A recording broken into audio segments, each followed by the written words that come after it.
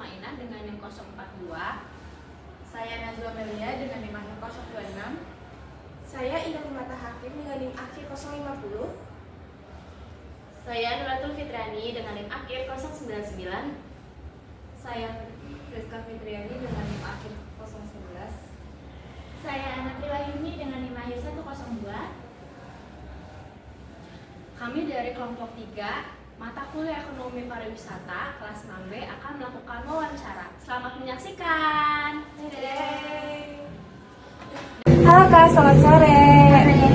Jadi perkenalkan, nama aku Indah Mata Hakim. Aku dari program studi Ekonomi Pembangunan FEB UIN Jakarta. Aku minta waktunya kakak buat sharing-sharing bicara sebentar nih. Pertama sih sebenarnya aku mau bahas tentang ini materi lingkungan. Kalau bersedia atau enggak? Mulai bersedia. Nah, kakak tahu gak sih pariwisata berkelanjutan itu apa gitu? Pernah dengar nggak? Belum pernah, aku suka. Jadi pariwisata berkelanjutan itu adalah konsep di mana kegiatan wisata itu tetap berjalan tanpa merusak lingkungan alam, budaya, dan kehidupan sosial masyarakat, baik untuk kebutuhan saat ini maupun untuk generasi yang akan mendatang. Jadi bukan cuma enak buat kita aja nih buat liburan sekarang, tapi anak cucu kita nanti itu bisa menikmati hiburan kita, pariwisata yang kita nikmati sekarang, bahkan bisa lebih upgrade dari yang kita rasakan. Baru dengar sih Kak. Jadi ada 3 pilar utama dalam pariwisata berkelanjutan. Yang pertama itu ada ramah lingkungan Kak. Jadi itu menggunakan energi terbarukan, mengurangi plastik, menghemat air, dan melindungi keanekaragaman hayati. Lalu yang kedua, ada bermanfaat secara ekonomi. Pendapatan dari wisata itu harus dirasakan langsung oleh masyarakat lokal, bukan hanya oleh investor yang besar. Nah, yang ketiga itu sosial budaya.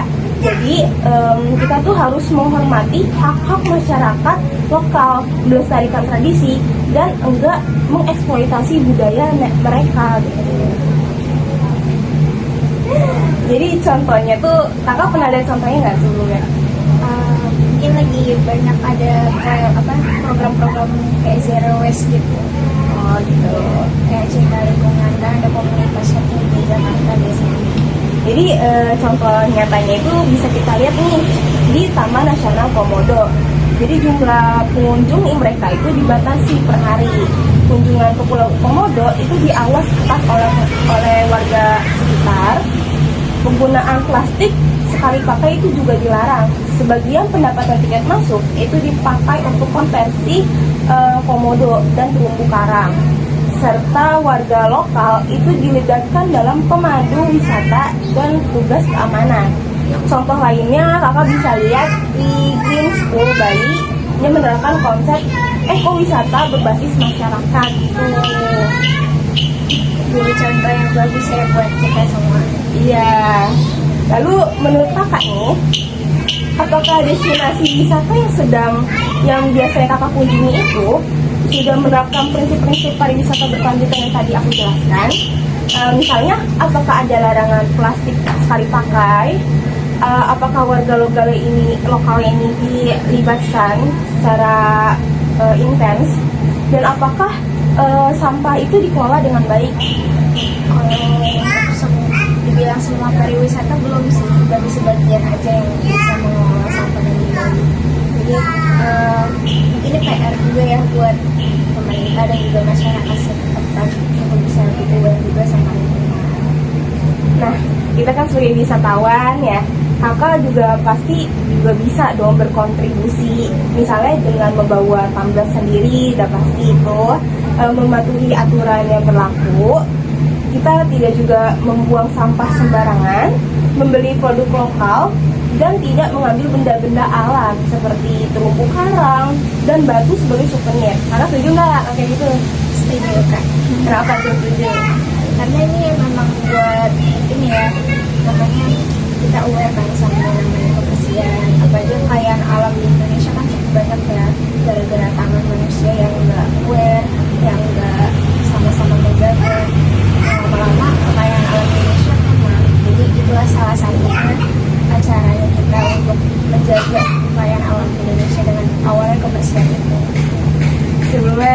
kasih nih kakak udah bantu aku untuk ikut wawancara ini.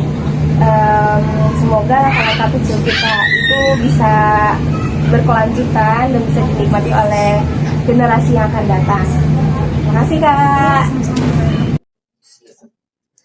Halo Kak, selamat siang. Perkenalkan, aku Ana dari UIN Syarif Hidayatullah Jakarta, Prodi Ekonomi Pembangunan. Boleh ngobrol sebentar nggak Kak? Saya lagi melakukan edukasi ringan tentang pariwisata. Santai aja kok, nggak lama. Oh boleh Kak, kebetulan lagi senggang juga sih sekarang. Oke, baik. Terima kasih ya Kak. Di Indonesia juga itu ada yang mendukung kualitas wisata. Namanya itu Sabta Pesona. Kakak pernah dengar atau tidak? Kalau Sabta Pesona pernah dengar Kak, cuma belum terlalu tahu apa aja sih unsurnya. Nah, nggak apa-apa Kak. Jadi, aku jelasin sedikit ya, bahwa Sabta Pesona itu terdiri dari 7 unsur yang membuat destinasi wisata jadi menarik dan juga nyaman. Yaitu ada aman, tertib, bersih, sejuk, indah, ramai, dan juga kenangan. Nah, misalnya gini Kak, bahwa aman itu berarti wisatawan merasa terlindungi selama berwisata. Lalu bersih berarti lingkungan wisata itu bebas dari sampah dan juga fasilitasnya itu terawat. Lalu ramah artinya masyarakat atau pengelola jasanya itu menjemput wisatawan dengan baik. Lalu dengan kenangan artinya wisatawan itu pulang membawa pengalaman yang menyenangkan, bukan pengalaman yang buruk. Oh jadi sebenarnya unsurnya cukup banyak juga ya Kak ya, tapi kalau didengar sih tadi emang saling berkaitan ya. Iya Kak, betul banget. Mereka itu memang saling berkaitan, makanya dinamakan Sabta Pesona. Nah, kalau misalnya Kak, tempat indah tapi kotor kan fasilitasnya bagus tapi pelayanannya enggak ramah kan. Jadi wisatawannya jadi malas datang lagi, malas balik lagi karena dia mendapatkan pengalaman atau kenangan yang buruk nih Kak. Jadi aku mau nanya dikit nih Kak, kalau menurut Kakak dari 7 unsur tadi, mana yang paling penting banget untuk berwisata? Untuk kayak kita jadi terkesan gitu Kak. Kalau menurut aku balik lagi sebelumnya yang pernah aku jawab ya, aku tuh lebih suka sama soal kebersihan sama keamanannya. Soalnya itu juga yang bikin jadi nyaman kalau aku ke tempat wisata.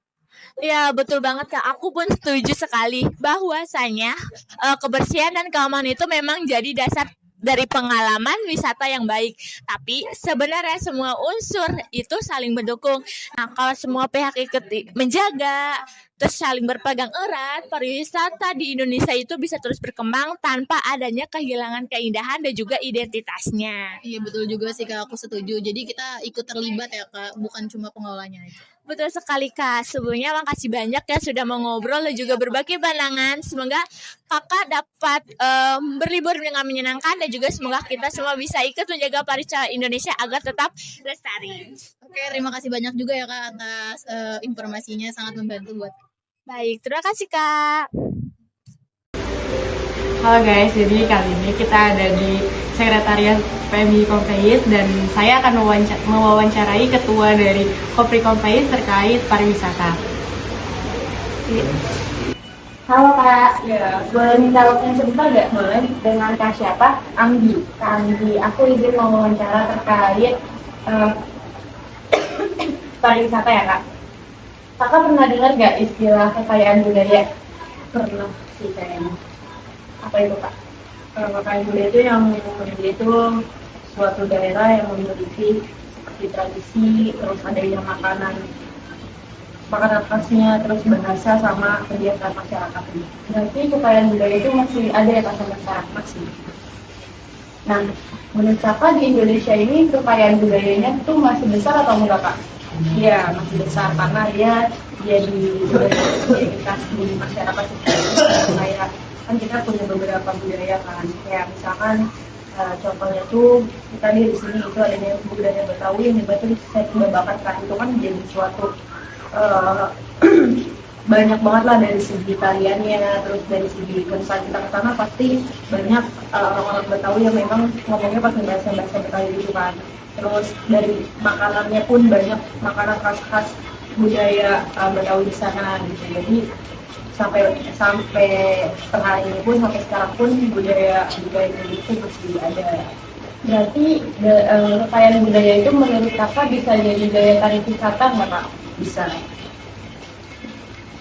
jadi daya tarik. wisata tuh bisa, karena itu banyak wisatawan yang memang datang karena tertarik budaya lokalnya gitu loh. Karena pasti kan kayak kita punya budaya kayak gitu, udah maksudnya kita kenal kan udah jadi ciri khas di Indonesia kan. Tapi kan maksudnya banyak banget tuh orang-orang luar, kayak orang-orang luar lah, itu kan banyak banget yang memang mereka pada datang ke sini kan, pada datang ke wisata-wisata yang memang ada di sini gitu loh. Pasti kalau misalkan kamu pernah lihat, banyak banget orang-orang bule kayak misalkan ke Monas ataupun ke Kota Tua, itu kan mereka pun menotis itu gitu loh. Kalau misalkan di Indonesia ini memang masih banyak banget budaya-budaya yang memang bisa buat jadi di tempat-tempat wisatawan gitu. Nah, karena tadi kakak bilang bisa jadi daya tarik buat wisata, berarti kekayaan budaya juga bisa menjadi daya tarik buat ekonomi daerah tersebut ya, Pak? Betul, itu bisa buat narik karena terutama UMKM dan pengrajin lokalnya gitu loh.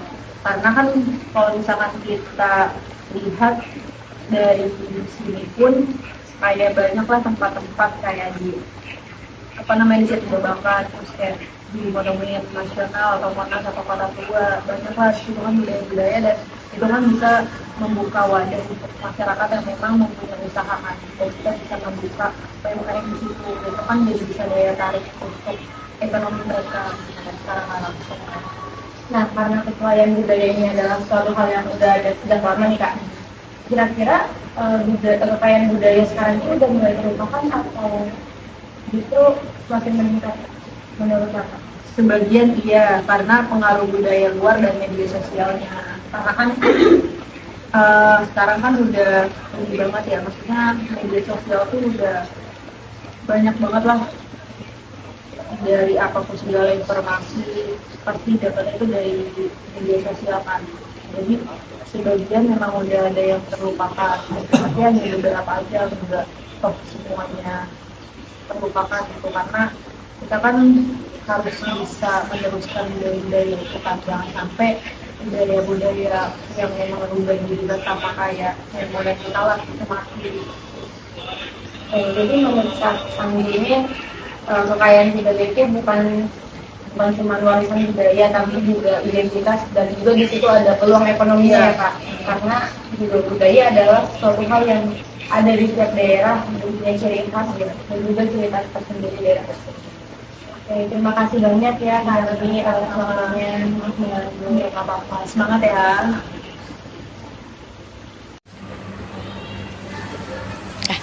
Halo Kak, selamat siang. Sebelumnya perkenalkan aku Friska Fitriani dari UIN Syarif Hidayatullah Jakarta. Nah, saat ini aku sedang melakukan wawancara singkat nih seputar dunia pariwisata. Boleh minta waktunya sebentar, Kak? Oh iya, boleh. Oke, terima kasih Kak. Sebelum masuk ke topik utama, saya mau tanya dulu nih Kak, kalau Kakak datang ke tempat wisata, biasanya apa sih yang paling Kakak perhatiin? Apakah pemandangannya, fasilitasnya, atau suasana masyarakat di sekitarnya? Biasanya saya lihat dari kebersihan sama kenyamanan tempatnya sih. Tapi kadang saya juga lihat dari masyarakat sekitarnya. Wah, menarik sekali ya Kak. Ternyata masyarakat sekitar ini memang punya peran penting nih dalam pariwisata. Nah, pernah dengar istilah welfare of the community atau kesejahteraan masyarakat nggak Kak? Kalau istilahnya saya pernah dengar, tapi saya belum terlalu paham sih apa maksudnya.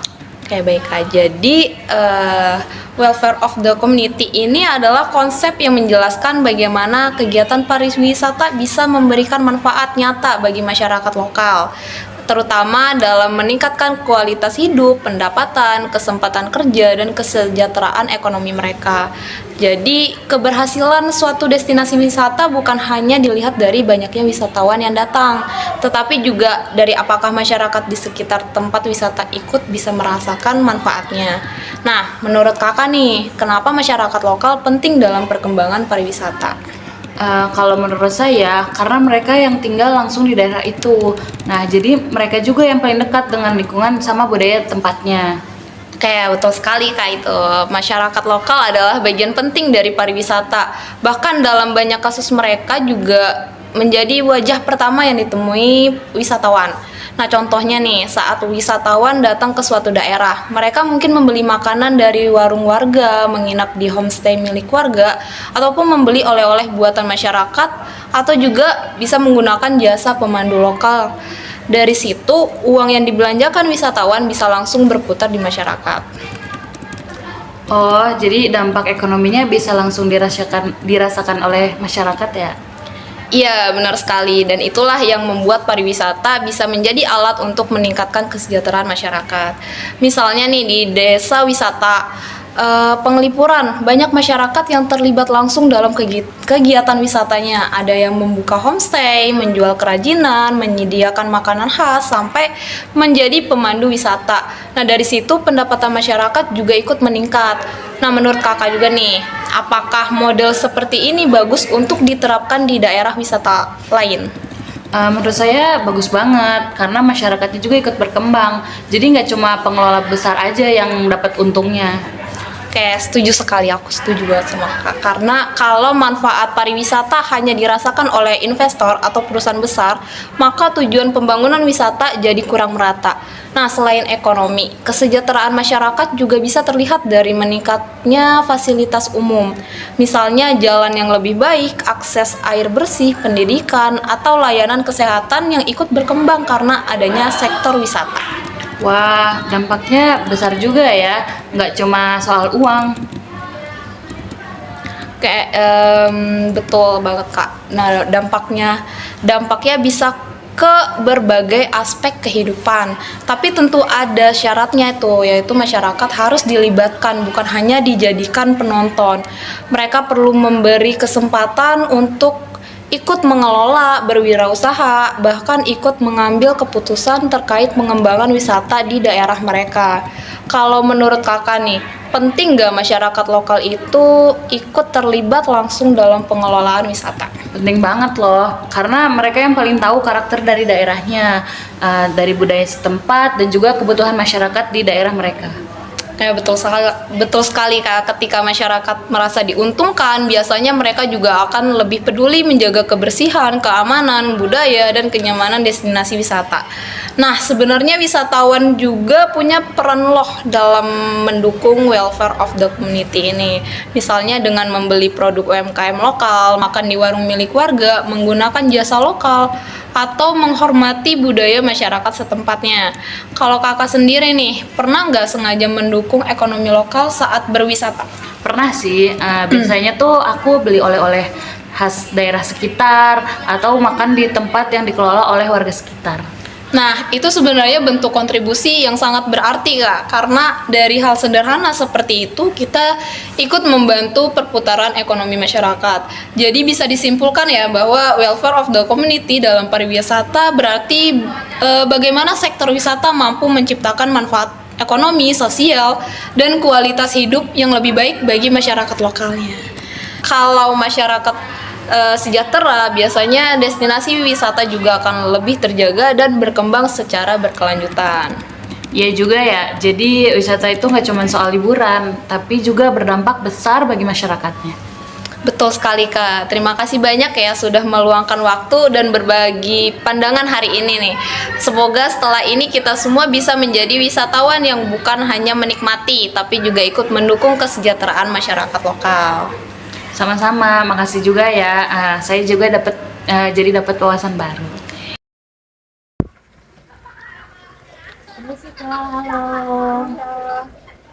Halo, perkenalkan, aku Nurul Fitriani dari UIN Syarif Hidayatullah Jakarta. Kalau boleh tahu nama kakak siapa? Kenalin, nama aku Putri, aku warga sini. Oke, aku boleh ini nggak sih kak ngobrol sebentar? Aku ingin edukasi berbagai tentang pariwisata gitu loh kak. Boleh. Oke, makasih ya kak. Ngomong-ngomong, menurut kakak kenapa sih suatu daerah itu ingin ngembangin tempat wisatanya? Mungkin supaya lebih banyak tempat wisata ya, dan banyak wisatawan yang datang juga, terus juga yang pastinya ekonomi di daerah juga lebih meningkat. Oke, nah bener banget Kak apa yang Kakak omongin tadi. Karena hal itu berkaitan dengan konsep yang disebut growth oriented model atau model pembangunan yang berorientasi pada pertumbuhan. Jadi model pembangunan itu model pengembangan pariwisata yang fokusnya utamanya pada peningkatan pertumbuhan ekonomi dan jumlah wisatawannya. Oh berarti lebih ke meningkatkan pendapatan daerah itu ya. Ya betul banget Kak. Jadi makanya banyak daerah itu berlomba-lomba mengembangkan sektor pariwisata karena dianggap bisa menjadi sumber pendapatan yang besar. Tapi menurut Kakak kalau pembangunan wisatanya itu terlalu berlebihan, kayak misalnya terlalu nggak banyak aturannya, tanpa aturan gitu, kira-kira ada dampak negatifnya nggak sih Kak? Yang pastinya ada ya, misal kayak lingkungannya pastinya jadi rusak gitu. Terus juga lingkungan itu juga jadi padat wisatawan. Ya benar-benar banget sih Kak apa yang Kakak bilang. Jadi itu salah satu tantangan dari ekonomi pembangunan ini. Kalau terlalu fokus pada pertumbuhan ekonominya, maka kadang lingkungan dan budaya lokalnya itu bisa kurang diperhatikan. Misalnya muncul masalah sampah, banyak yang buang sampah sembarangan gitu Kak, terus juga kemacetan kan biasanya gitu, terus kerusakan alamnya atau budaya daerah yang mulai berkurang karena terlalu banyak pembangunannya. Berarti harus ada keseimbangan ya di tempat itu gitu. Ya Kak, setuju banget sih ya Kak, karena itu sekarang kan banyak destinasi wisata itu mulai menggabungkan growth oriented model dengan konsep sustainable tourism development, yang dimana akhirnya itu wisatawannya itu tetap berkembang gitu Kak, wisatanya tetap berkembang dan menghasilkan keuntungan ekonomi, tapi lingkungan dan budaya lokalnya itu juga tetap dijaga di situnya. Tujuannya nggak cuma wisatanya ramai ya, tapi juga lingkungannya harus tetap nyaman dan lestari juga. Iya betul sekali Kak. Jadi pembangunan pariwisata itu sebaiknya nggak hanya memikirkan keuntungan jangka pendeknya, tetapi juga dampak di masa depannya nanti. Dan kita sebagai wisatawan juga bisa ikut menjaga pariwisatanya dengan menjaga kebersihan, menghormati budaya lokalnya, dan menggunakan fasilitas wisatanya itu dengan baik dan benar. Berarti semua pihak punya perannya masing-masing gitu. Iya benar banget Kak. Mungkin segini aja sih Kak yang bisa Kak sampaikan. Mungkin kakaknya ada tambahan atau mungkin kakak ada yang ditanyakan gitu. Udah cukup paham, sudah cukup jelas gitu. Oke, makasih juga ya Kak atas waktu dan kesempatannya. Mohon maaf. Halo Kak, selamat sore. Aku Atia Mutmainah dari kelompok 3 Ekonomi Pariwisata UIN Jakarta. Nah, aku izin banget ya untuk mewawancari Kakak. Apakah Kakak bersedia? Bersedia. Oke, terima kasih banyak ya Kak. Maaf juga mengganggu waktunya. Nah, sebelumnya nih, saya boleh tahu nggak Kakak siapa dan Kakak asalnya dari mana? Nama aku Anton, aku dari Bogor. Oh, dari Bogor ya Kak. Oke. Aku mau tanya nih Kak, di daerah rumah Kakak apakah Kakak ada wisata lokal yang memang dikelola masyarakat atau mungkin Kakak pernah mengunjungi wisata lokal yang memang dikelola oleh masyarakat?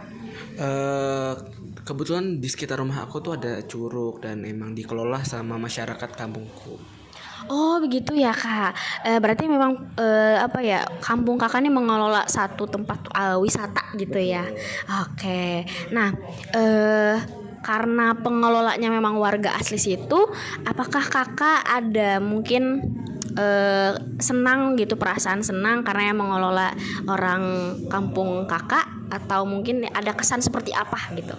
Tentunya seneng banget kalau misalkan memang tempat curug ini dikelola sama masyarakat kampungku, karena di sekitar kampungku jadinya banyak orang yang datang, terus juga ekonominya banyak juga UKM-UKM yang memang bergerak di sana.